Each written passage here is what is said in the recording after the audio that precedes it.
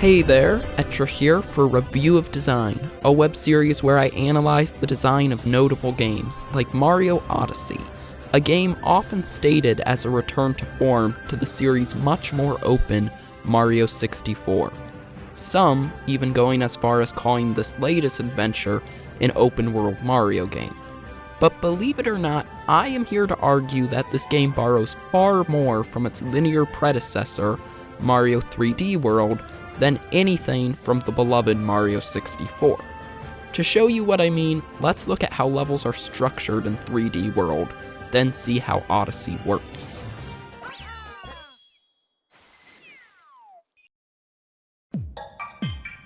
Mark Brown, in his web show Game Maker's Toolkit, made an excellent video about the topic of 3D World's design already, which I highly recommend checking out for more details afterwards, link in the description below. But the gist of it is that 3D World's levels are split into 4 parts. The first is introducing a concept in a safe environment where the consequence for failure is minimal or non-existent. Next, the concept is developed further by demonstrating the ways the mechanic can be used, along with increasing the consequence of failure. Then, there is a twist, which makes you think of the mechanic in a different way.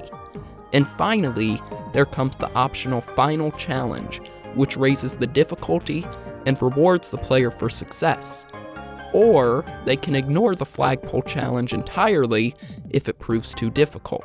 Now, Odyssey shows this 4-step arc with each of its mechanics, from its uproots to its gussions, but nowhere else is it more easily apparent than in the Lost Kingdom.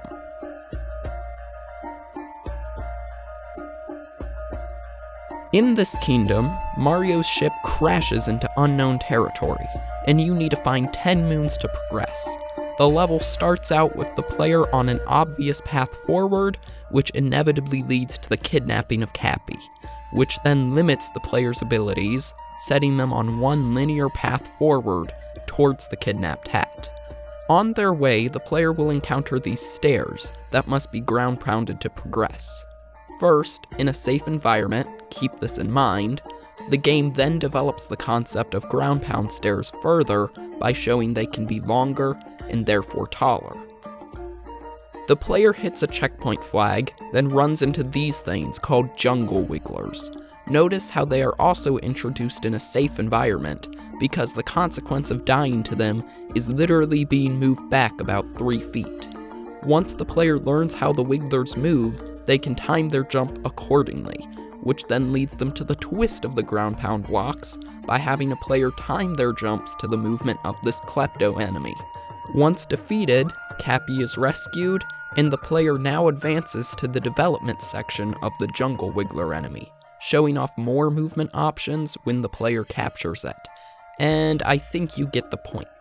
The point being that Mario Odyssey secretly teaches in the same linear way 3D World does, but mixes it up by jumbling the order of how concepts are developed, and by introducing new concepts in between to keep constant variety.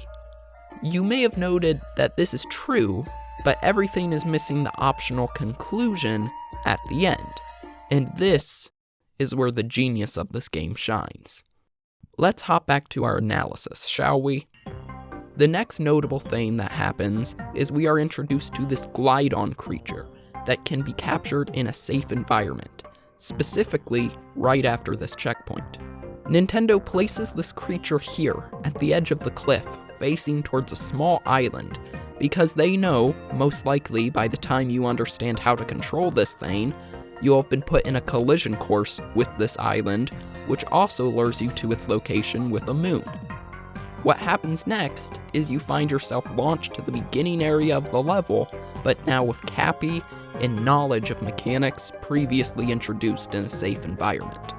Now, the player must explore to find the twists and conclusions of the mechanics, rewarding them moons.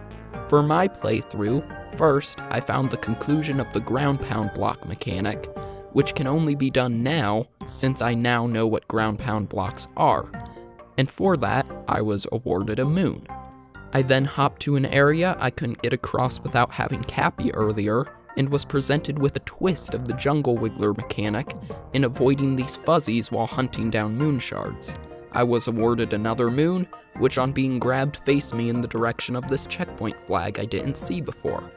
More on how this game uses perspective to guide players in another video linked at the end, which then led me to a twist of the wiggler mechanic combining navigating around moving platforms and fuzzies.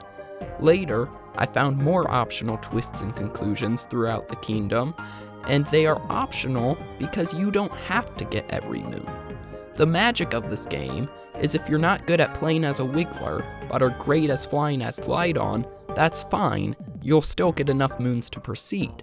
On top of that, most moons can be received in several ways, regardless of if you overcome the final test for playing as a wiggler or a Glide-On. In both paths, you end up with a conclusion which was only optional in 3D World. And if you finish all 4 steps on both, then good for you. You completed both arcs, feel satisfied with each one, and receive more moons as recognition for your skill.